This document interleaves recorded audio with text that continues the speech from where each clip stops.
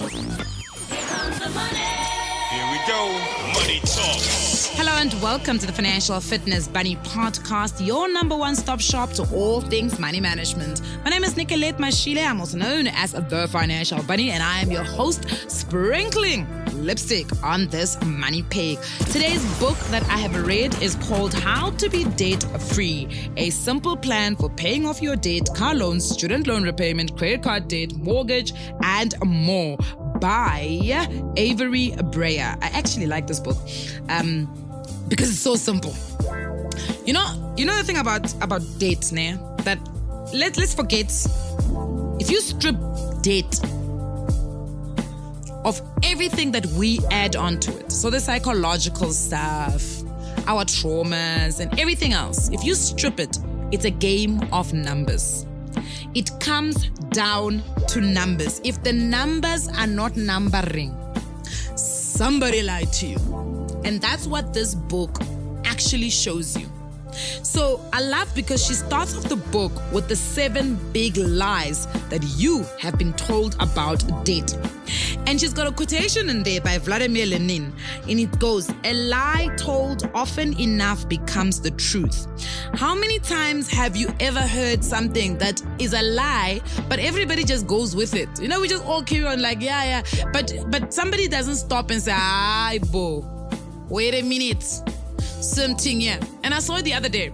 There was a news article. In fact, I screen munched it and I want to read it to you guys.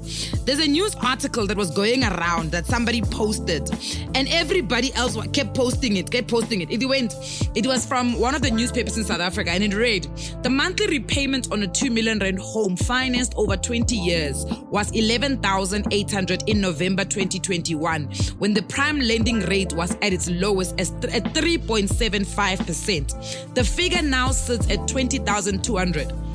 First and foremost, prime lending rate at 3.75%. Was I not living in this country? Where was I in 2021? Because if the prime lending rate was that low, China, I would have gone to buy 50 homes. When was the prime lending rate that low? Guys, please, man. Now, the sentiment of this article is true. Yes, the prime lending rate has gone up, right? The prime lending rate has gone up because the repo rate has gone up, right? But the numbers are incorrect. When we talk about the 3.75%, I'm assuming they're referring to the repo rate. But the moment you say that's the prime lending rate, you are throwing off this entire article. It makes no sense what is being said here. But because the lie has a sentiment of truth to it, it gets perpetuated. And I saw people sharing and resharing this article, and I was like, ish, now we must all be sticklers for facts now, but this is not making sense. And this is some of the lies that get told, that if it's told enough times, people will start to believe it. But it's important that when you start hearing some of these lies, you must be able to pick up on them very quickly. Things like getting a 30-year home loan is the thing that you should be doing if you can't afford. Taking a balloon payment is the right thing to do when you can't afford. Increasing your interest rates is the right thing to do when you can't afford the monthly repayment. No. If you strip away the reason why you want to take a 30-year home loan, because you want a house you cannot afford, and you look at the numbers that it's going to work out to, that on its own should tell you that's not the way to go. Keeping your home loan because you're going to get a tax deduction.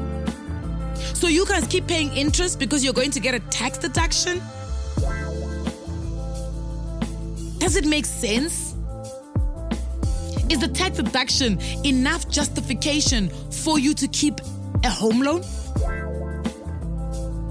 So there's many things that Avery speaks about in the book, but ultimately when it comes to paying off debt, the biggest thing that we can never run away from is the fact that the numbers need to make sense.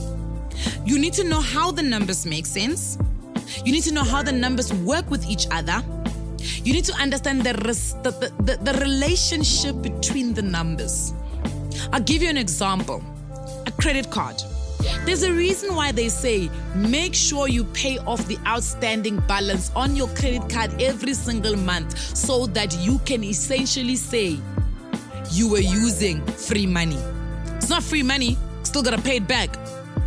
But at least you pay back what you used and it won't have interest added to it if you paid off at the end of the month.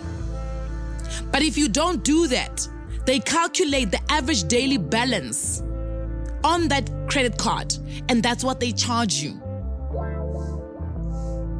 Average daily balance. So it's important to understand the numbers and how the mathematics is calculated.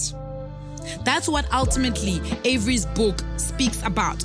If you want to be debt-free, you can't run away from the numbers. You can't run away from the structure of the credit facility that you are using and its rules. So how do you really actually use it?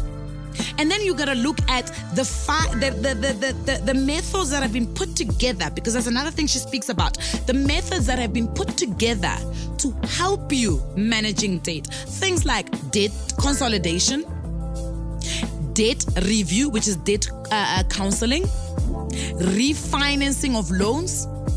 You've got to look at all of this and ask yourself, debt payment holidays, which one is going to work for you specifically, because they don't work for everybody. Debt consolidation may work for Nicolette, but it might not work for someone else. Debt review may work for this person, but it may not work for that person. Debt review has its own rules that debt consolidation might not. Refinancing requires a certain level of credit score that for someone else, it might not. It's important to understand all of these things if you are going to go into a strategy of how you're going to repay back your debt. So today's conversation or episode of Yes, Money Does Matter. I want to talk a little bit about selling your car. We often speak a lot about buying cars and what are the tips of buying a car.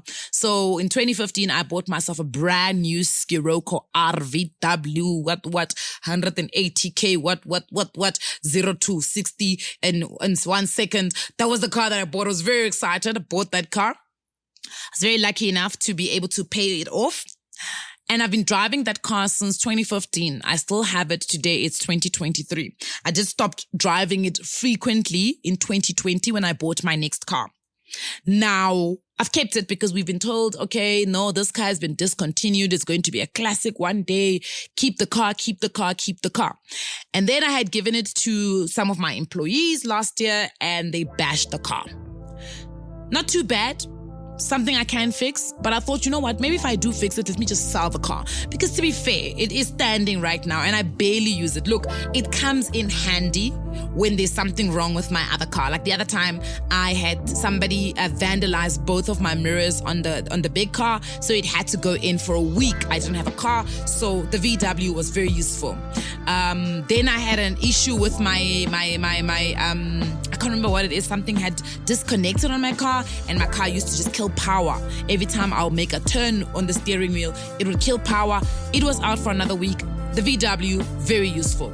So it does come in handy, but do I need such an expensive car? Because let's be fair, it is an expensive car, which means, and it's also the brand is also VW, which we know in South Africa with high hijackings, it becomes a car that people want to take. So the insurance on it is also quite expensive.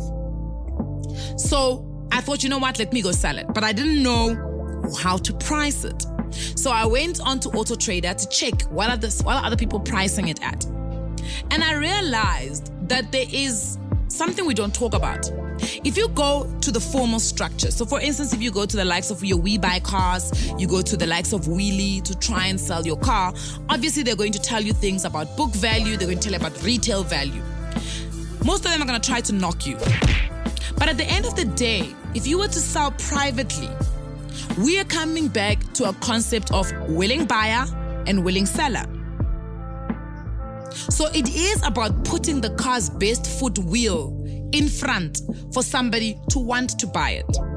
Yes, people will have done their research in terms of checking what is the book value of the car, what is the mileage of the car, how old the car is.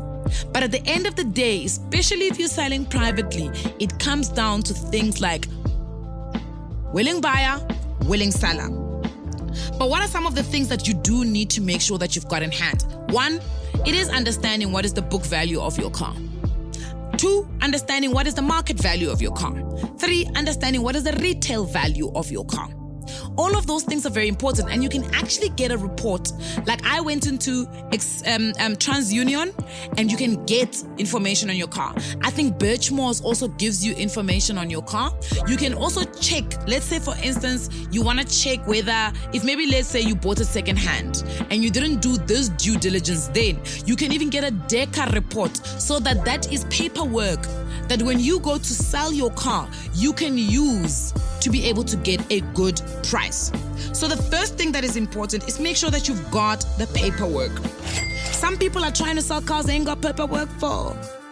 People are hiring cars and then they want to sell the same cars that they've hired. I don't understand what's happening in this country. Guys, sometimes I think South Africa is a simulation, because how are you selling someone else's car that you have hired?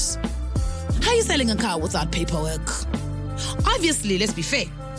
If your car is still financed, for instance, right? The person who's buying your car, essentially they will need to pay off your financing portion, and you've got to declare it. You can't sell a car that essentially you are part owning with a financial institution. Hey. And you've got to tell the bank, hello, I'm going to sell this car. Because remember, for any car that is above 250,000 financing, you need to give the financial institution 3 months notice. You cannot just wake up one day and say, hey, things are bad, I'm going to sell this car. You can't. You gotta give them notice to say, guys, I'm about to sell this car. So which means that I'm going to close this account. Someone is going to come and settle this account. So it's important. And that is actually where you also can get knocked. These guys who buy cars, that we buy cars of this world, the wheelies of this world, they don't like buying cars that have been financed. Because they know the price that they're going to give you sometimes is not even enough to cover the financing portion of it. It's not enough. So it's not worth it. They know you're not going to take that deal. But also it's about, if you have paid off your car like me, where's the title deed? Where is the title deed? There needs to be an offer to buy, and you as the seller need to agree on the offer to buy, and you must sign that offer, because the offer must also indicate what are the conditions of the car. What are the conditions of sale? What have you agreed on? How much have you agreed? People do these weird things of buying cars off social media. You see a car that is being advertised, you say yes, you want to buy it, you transfer money, you have not signed anything, and then you get scammed. Second thing, your car needs to have a roadworthy certificate. You must be able to show the buyer that the car is roadworthy. You need to hand over those documents to whoever is buying your car. Check also to make sure that before you want to sell your car, you have paid your outstanding traffic fines. It's not fair to sell a car to someone else that has outstanding traffic fines. Now I'm being stopped by the cops. I don't even know why I'm being stopped by the cops. The cops are like, this car's got traffic fines. Now I'm sitting and I'm like, but I bought the car last week, so what must happen now? I went last year to trade my car in. When I traded my car in, I was told, don't worry about the scratches. Don't worry about the scratches. We will buy it. And the guy was like, it's not worth it paying for the... I was like, Haimbo. Now when I think about it in hindsight, that guy blindfolded me. Blindsided, that's the English word. He wanted to knock the price that he was going to give me. Because if you bring your car in pristine condition, looks, first impressions are lasting impressions. So if you bring the car with no scratches, immediately they put you in a different price range. But the moment they see a scratch, they're like, this guy needs a paint job, needs a this, and needs a that, and needs a that. So if you still have insurance on your car and your car has scratch and dent cover, just before you sell, get it done. If you've got windscreen cover and your windscreen is cracked, just get the windscreen paid for. Get a new windscreen. Like for instance, I've got a bumper issue now. Get the bumper fixed. Before you go to the dealer, get the car washed. Get it washed so we can see the actual color of the car. Some people, we don't know what the color of their car is. The white is now looking off-white. That time when you bought it, the color was snow white. But now your car is looking cream white. Or we can't see that your car is actually charcoal. It's now looking silver or whatever because it's dirty. Clean the car. Do you know why people love buying cars that belong to old Danis and old Makogos? Because those people don't mess up their cars. They don't eat in their cars. Their air vents smell good. Everything. You feel like you're buying a brand new car. People like to buy second-hand cars, but their car must still feel like it's got some level of newness. There's nothing more discouraging than buying a car and you can feel, these seats, these ones are, they don't feel new. Make sure things are working. Aircon, sunroof opens, windows are opening. Empty your boot. Check the oil and water. Make sure that everything is spick and span. Put the car's best wheel forward. It's important also to make sure that, as I said, please guys, don't get scammed. Make sure you know who the buyer is. Because people can send fake proofs of payments, especially if you're buying or selling privately. Make sure that you meet the actual buyer in person. Make sure that money clears in your account before they actually take ownership of your car. Make sure of those things. It's important because the high crime in this country, I'm telling you, I had a lady who was renting from me who was sending me fake proofs of payments. I will wait 7 days, her money will not clear. I'll call her, say, hi, Bo, Sisi, the money has not cleared. She'll be like, it's because it was over the weekend. I'm like, but the weekend is past now. She'll be like, no, it's a new bank account. You're a new beneficiary. I'm like, hi, Bo, Sisi, you've been staying in my apartment for how long? Why am I a new beneficiary all of a sudden? It's important to price your car correctly. Are you going to go by the book value? Are you going to go by the retail value? Or are you going to go by the market value? Or are you going to play a negotiation game where you price it slightly up and you use now psychological tricks when a person comes and sees it and you're hoping that they don't bypass it because they think it's overpriced? They do actually get into a conversation with you and they're like, actually, we don't mind. And shop around before you actually take a deal. So for instance, I went to Wheelie, I then went to We Buy Cars, and I got two, guys, when I say North and South Pole, and then I went to VW. When I say two North and VW had the condition of me trading in for them to buy it.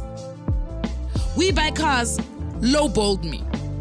Wheelie gave me a good price, but I was still like, I want more than this. And I was in a desperate position to sell.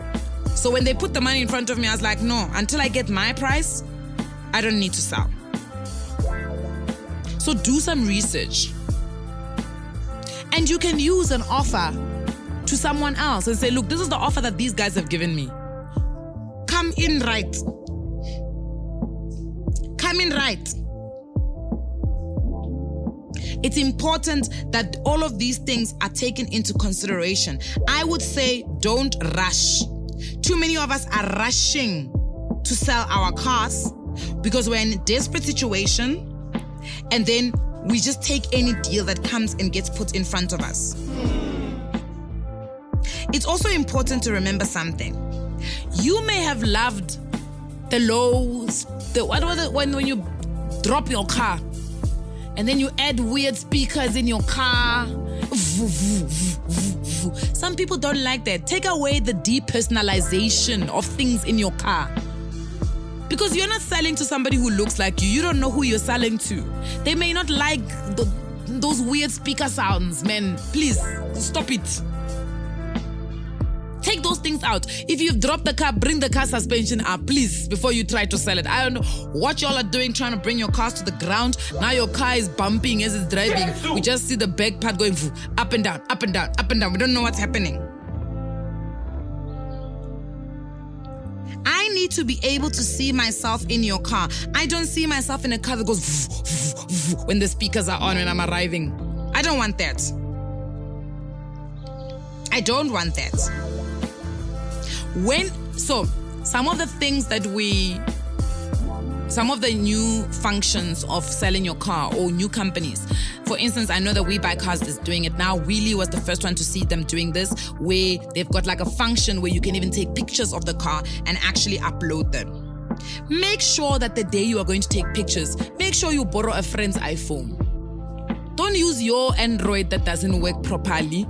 Make sure it's good lighting. Don't take dark pictures. You see how real estate agents will stage an apartment before they put it out for an advert. They open all of the windows. They take, sometimes for a house, a big house, they'll even wait until it's night and take pictures from the outside when all of the lights are on, because that makes a house look attractive. Good pictures go a long way. Good pictures go a long way. Don't allow weird things in your pictures to just make your car look unattractive. Explain your car. You know your car better than anybody else. So if you're going to sell privately, for instance, make sure you are putting in VW Scirocco R 2.0, 180 kilowatts, it moves turbo. You must add all of those things, because if you just are vague and you just write VW Scirocco, someone doesn't know, is it the R? Is it the DSG? Is it a manual? Is it an automatic? So they don't know those things. So make sure that you go wild with your explanation. It's important. Your car's condition. Make sure that you are very honest with the condition of the car. If you know there's a little bump at the bottom and you know this bump, you know what, it's giving me stress. For instance, before I sold my car, I actually went to get my rims polished. Why? Because let me tell you, I eat pavements. My job is to eat pavements. So make sure that you're getting your rims. Make sure if there is a scratch on the rim, tell people. Tell people. I think it's also important when we talk about mileage, for instance. People don't mind buying a car with high mileage if they know it's a good car. So don't be afraid. Don't hide the mileage. It shouldn't be a big surprise to someone. They arrive there, you've made the car sound so good, but the mileage is 200,000 Ks. What? Some people don't mind if it's a good car. I'm telling you, when I first got Kidiboni was the car I used to drive. If you've watched some of my videos, you'll know exactly who Kidiboni is. She was a Polo that I had gotten from my sister. And Kidiboni, when I got her, was sitting on 200,000 Ks. But Kidiboni gave me a good 2012, a good two and a half years of driving Kidiboni. I still had 2.5 years of good driving. Look, we had problems. There were days when I had to jumpstart Kidiboni. There are days when but there was also some of the issues that I had caused. I hit a pavement and the control arm bent. I didn't service it sometimes, so the oil samp was doing funny things. So some of it was partially me. But Kidiboni did give me 2.5 years. So it's important to make sure that you take care of those things. I know something that I've learned. If you are going to sell to a dealership, make sure that original parts of the car are still in the car. Don't be there changing the radio and putting in your own radio and then sninging you've changed. No, man. Like now, you know how on a VW they've got those cap things that they have VW badge? Don't put in your own badge that says whoever your name is. Please, man. People want to drive the original of the car. They're buying a VW. It must look like a VW. It must feel like a VW. Not you now personalizing it and putting in your own badge there. Now you've put an R on a car which is not an R. You put turbo at the back of the car, but the car is not turbo. Come on.